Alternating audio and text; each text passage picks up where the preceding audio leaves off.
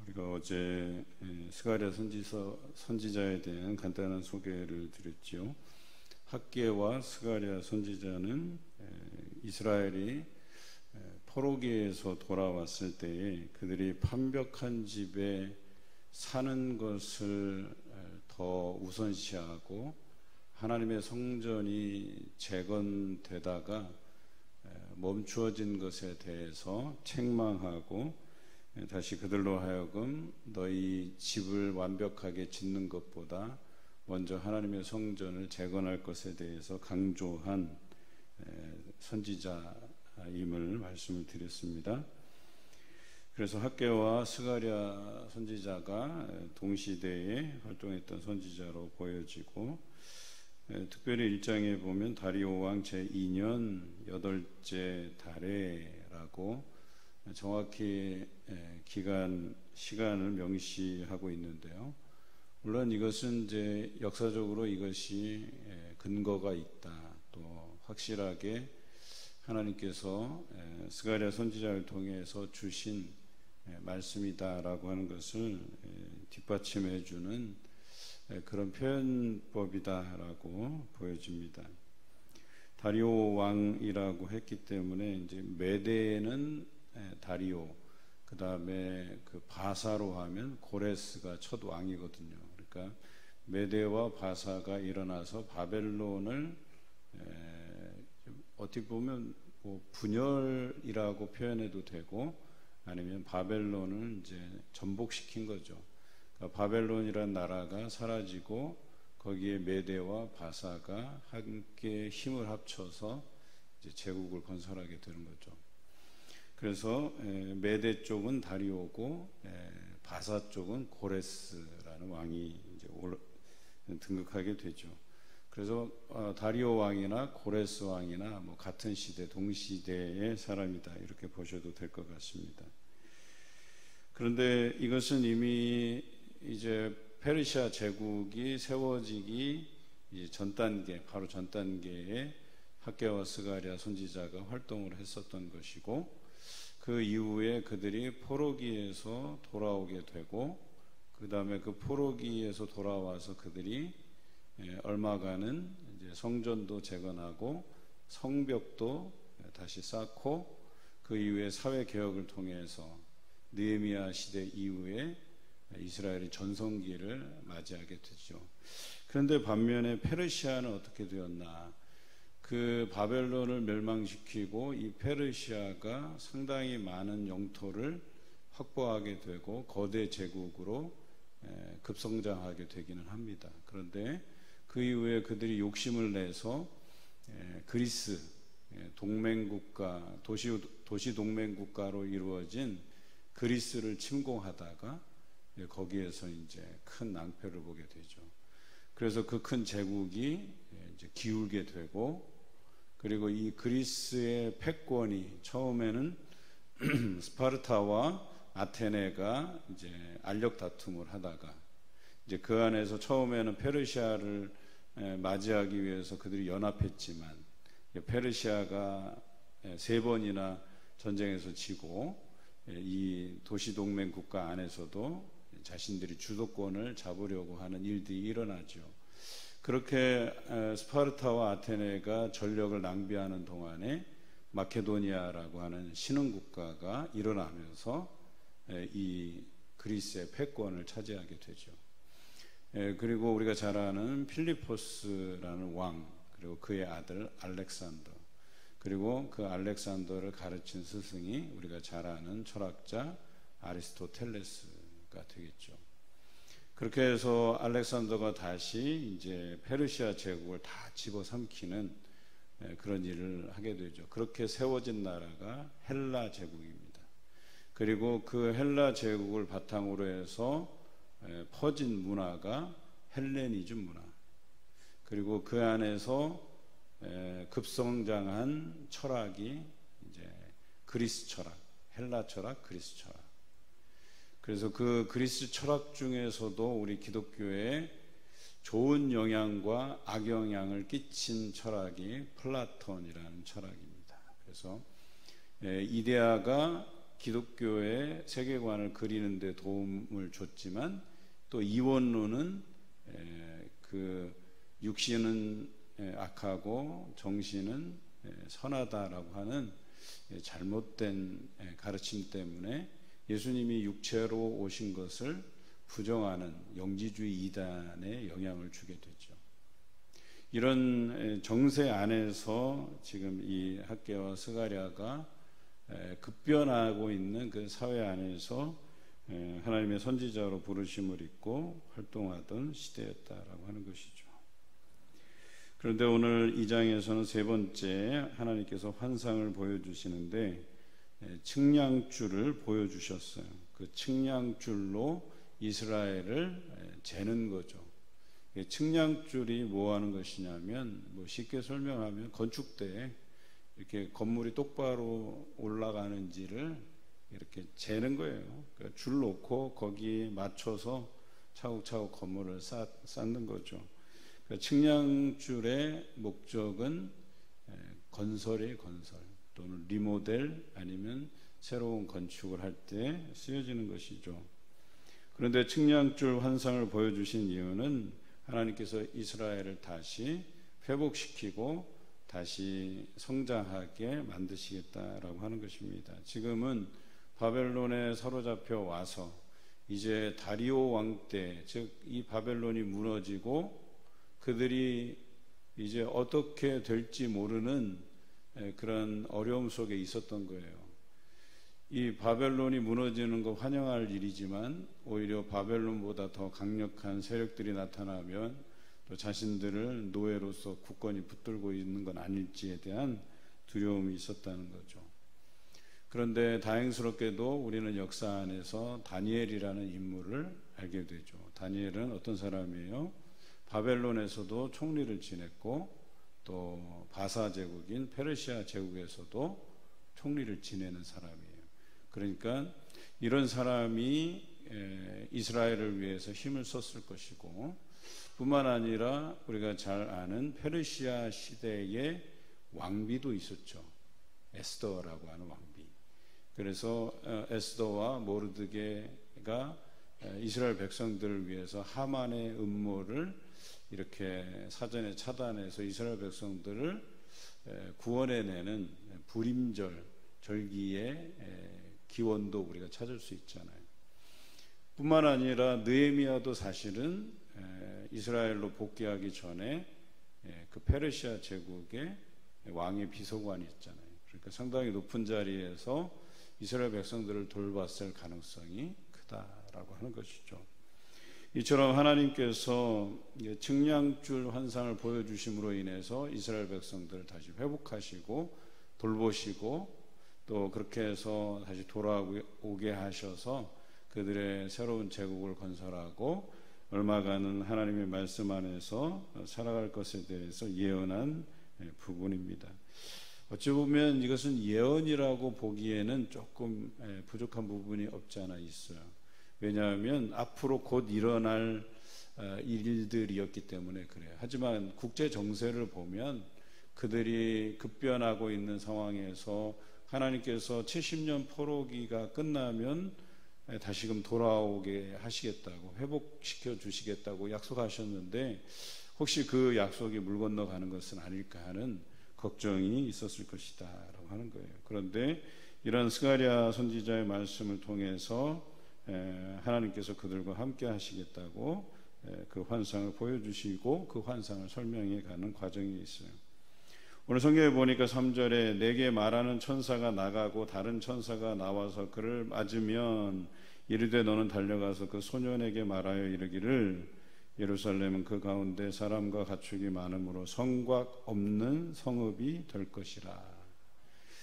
그러니까 이 천사가 사실은 지금 모양새가 이 스가랴를 통해서 환상을 보여주시고 예언하게 하시지만 오히려 이 천사의 등장은 뭐냐면 모양새가 이렇게 되어 있어요. 지금 70년 포로기를 지나고 있는데 하나님 이 백성을 그냥 두시겠습니까? 라고 하는 마치 이 중간에 그 천사들이 개입해서 이 이스라엘 백성들을 향해서 하나님께서 좀 긍휼히 여겨달라고 이렇게 중재하는 모양새가 되고 있어요.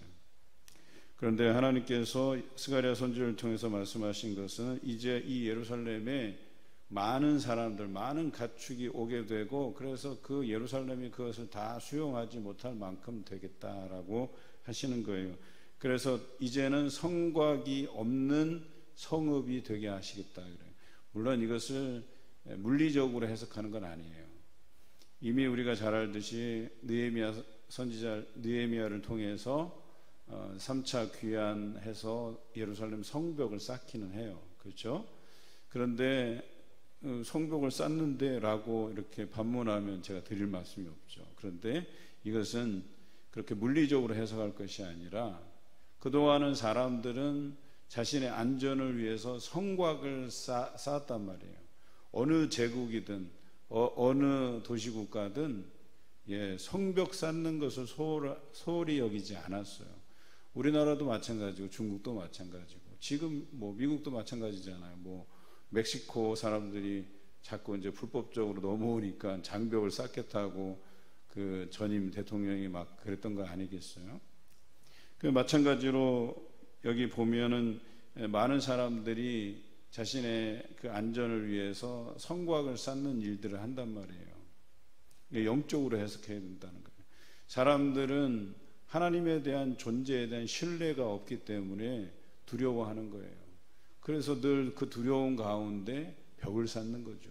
성벽을 쌓는 거예요. 성곽을 쌓는 거예요. 그렇게 해서 그것이 자신을 보호할 거라고 생각하는 거죠. 그런데 여러분, 역사에서 성곽 높이 산다고, 성이 견고하다고, 튼튼하다고, 그래서 그 사람들이 끝까지 살아남는 거 아니잖아요. 그렇죠?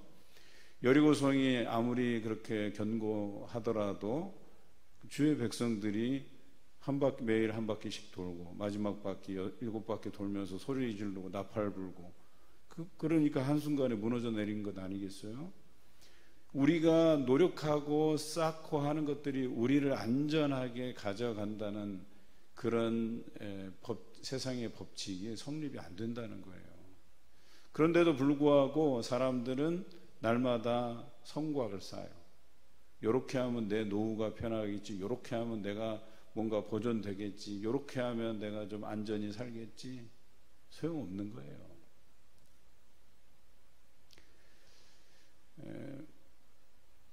이게 볼링 포 콜럼바인이라는 영화에 보면 미국 사회를 비판한 영화예요.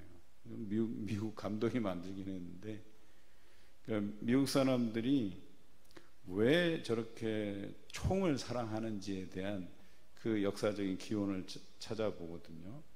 그들이 거기에 정착할 때 그 원주민들, 인디언들과의 그 관계에서 찾고 있어요. 그러니까 신뢰를 못하는 거예요. 그러니까 처음부터 평화적으로 정착하고 인디언들과 화해하고 그랬으면 괜찮은데, 저 인디언 놈들 보니까 너무 미개하고 저놈들이 나를 해칠 것 같고, 거기서부터 총질을 해대기 시작한 거거든요. 그래갖고 미국 사회는 총이 자신들을 지켜준다고 생각해요. 그래서 총 쏘는 교육을 해요. 그리고 문을 잠가놔요. 단단히 잠가놔요. 그럼에도 불구하고 총 들고 들어와서 사람을 쏴 죽이고 하는 일들이 빈번하게 일어나요. 심지어는 막 호텔 그 건물 꼭대기에 올라가서 막 기관총을 난사해서 지나가는 사람들 막 죽이기도 하고, 그런 총기 사고들이 많이 일어나잖아요. 근데 반면에 그 이웃한 캐나다는 어떠냐? 그렇지 않아요. 캐나다는 그냥 문 열어놔도 도둑이 안 들어오는 거예요. 물론 다 그렇다는, 모든 도시가 그렇다는 건 아니지만 대체적으로 볼 때에 캐나다는 미국에 비해서 총기 사고가 드물어요. 왜 그럴까? 한번 비교해 보시라는 거예요. 그러니까 미국이란 나라가 하나님을 잘 섬기는 신앙의 나라고 이렇게 평가하지만 속내는 그렇지 않아요.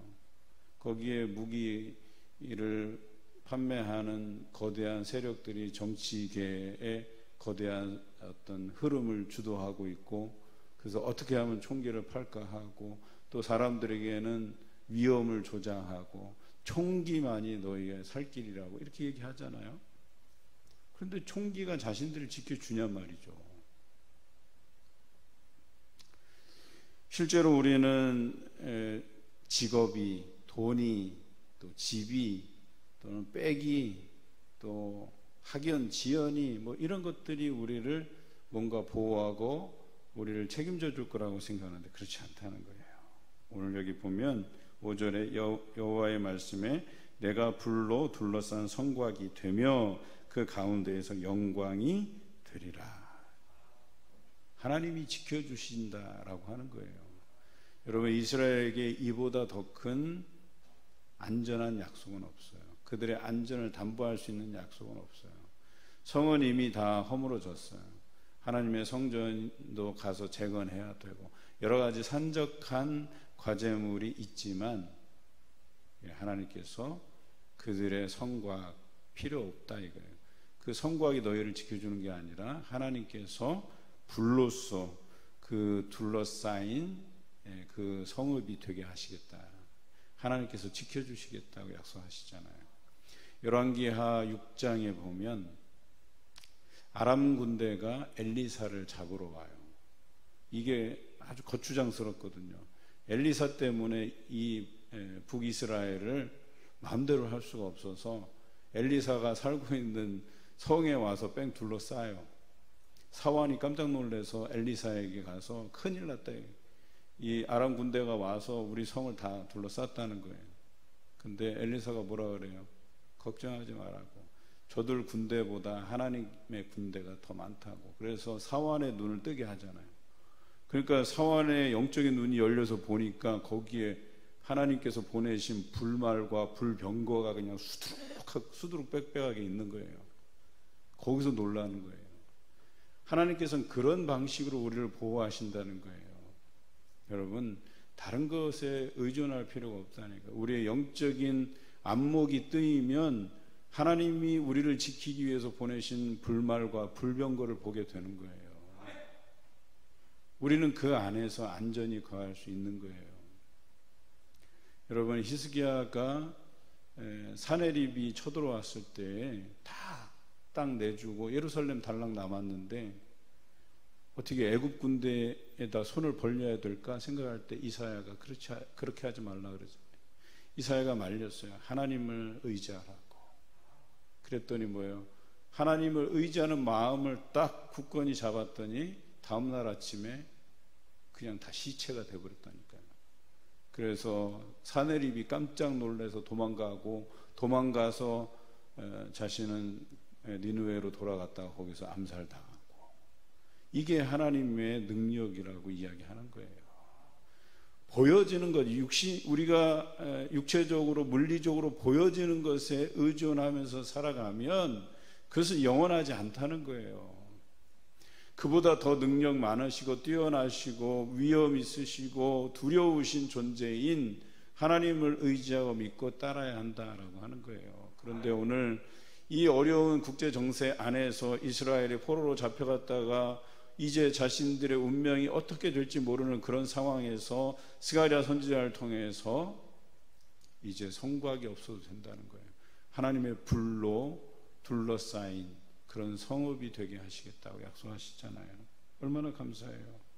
여러분, 그래서 그들이 자신의 집을 먼저 마련하고 좀 잘 짓고 자신들이 먹고 살 길을 먼저 이렇게 좀 살피고 하는 거, 그거 내려놔도 된다고 하는 거예요. 하나님께서 그거 다 알아서 책임져 줄 테니까 너희가 해야 될 건 뭐예요? 먼저 쓰러져 간 이 하나님의 성전을 재건하는 일에 너희가 먼저 힘을 쓰라고 이야기하는 거예요. 오늘날 교회도 마찬가지예요. 코로나 이후에 문 닫은 교회들이 꽤 많습니다. 제 주변에 안타까운 그런 목회자들의 상황들을 제가 많이 들었어요. 우리 성도들에게는 좀 죄송한 이야기이긴 하지만 저에게 1년에 배당된 그 도서비가 있어요. 그런데 이쪽 천안 가까이에서 개척 해서 굉장히 이 코로나 때문에 어려운 우리 후배 목사님이 그 사정을 제가 듣고 제가 조금 책을 이렇게 사서 필요한 책을 좀 보내드렸어요. 그래서 저도 뭐 도서비가 그렇게 많이 있는 건 아니지만 그래도 좀 책을 좀 사보고 그렇게 목회에 좀 도움이 되기를 바라면서 좀 나누어 드렸는데, 뭐 책뿐만 아니라 정말 그 자녀들 이렇게 교육비 또 그들 먹고 살아가는 것 이런 것까지 어려운 지경에 있는 사람들이 얼마나 많은데요. 그런데 교회가 그런 어려운 지경에 있어도요, 성도들은 아랑곳하지 않아요. 요즘 성도들이 굉장히 너무 이기적이고 개인적이에요. 교회는 그러든 말든 교회가 뭘 하든 말든 나는 거기 상관없어. 뭐 다른 사람이 다 알아서 하겠지. 우리는 이 어려운 시절에 내 것 챙겨야 되고 나부터 평안해야지. 그래도 교회가 뭐 나중에 나로 하여금 뭐 내가 헌금도 내고 뭐도 해서 뭐 그렇게 아름답게 돌아가겠지? 아니에요.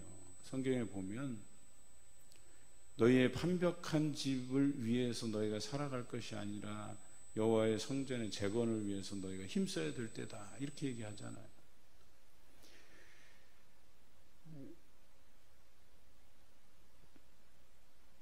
제가 있었던 교회에 담임 목사님께서 저에게 메시지를 보내주셨는데, 이분이 우리 총회의 부총회장 출마를 그동안 수년간 준비해 오셨던 분인데, 메시지에다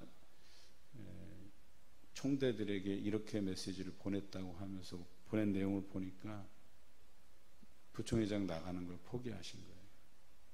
다른 이유도 아니고 이 코로나 때문에 온전히 회복되고 있지 않은 그 지교회를 바라보니까 부총회장 나가는 것보다는 이 교회를 정상화시키는 게 우선이다라고 생각하신 거예요.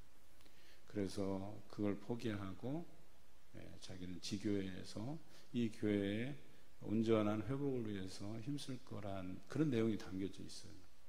좀 아쉽고 그런 마음이 있었지만 충분히 이해가요. 여러분, 목회자만 그런 게 아니라 성도들의 마음도 그래야 된다는 거예요. 이 교회를 위해서 우리가 먼저 희생하고 헌신하고 교회가 잘 돼야 이 교회가 축복의 통로가 되어서 각 가정에 흘러가고 말씀이 또 은혜가 또 하나님께서 주신 복이 날마다 흘러 넘쳐야 되는 것 아니겠어요? 그런데 교회는 시들어가고 교회는 어려워져 가는데 나만 혼자 좀 잘 먹고 잘 살겠다고 그렇게 나만 챙기는 거, 여러분, 그렇게 바람직한 것 아니에요. 우리가 이 소선지서를 묵상해 가면서 그러잖아요. 그들이 하나님을 거슬렀을 때, 하나님의 뜻에 반대되는 길을 걸었을 때 어때요? 농사 짓는 것, 그것을 너희가 먹지 못하게끔 다 하나님께서 거둬가시든지 다른 사람 손에 그렇게 쓸려가게 하시겠다고 말씀하시잖아요. 우리는 영원하지 않은 것들을 자꾸 붙들려고 하지만 여러분, 우리의 여러 가지 부분들은 하나님께 맡기면 돼요. 우리가 무엇을 먹을까 무엇을 입을까 염려할 필요가 없다니까요. 너희는 먼저 그의 나라와 의를 구하면 된다고 말씀하시잖아요. 오늘 이 이스라엘에게도 그렇게 말씀을 하시는 거예요. 너희가 성곽 쌓는 일에 몰두하지 말고 그런 열정이면 하나님을 의지하라는 거예요. 성을 쌓지 말라 이런 얘기가 아니에요. 성을 쌓더라도 이 성 쌓는 것이 너희를 보호하는 게 아니라 하나님께서 너희를 보호해 주신다라고 하는 이 확신을 가지라고 이야기하는 거예요.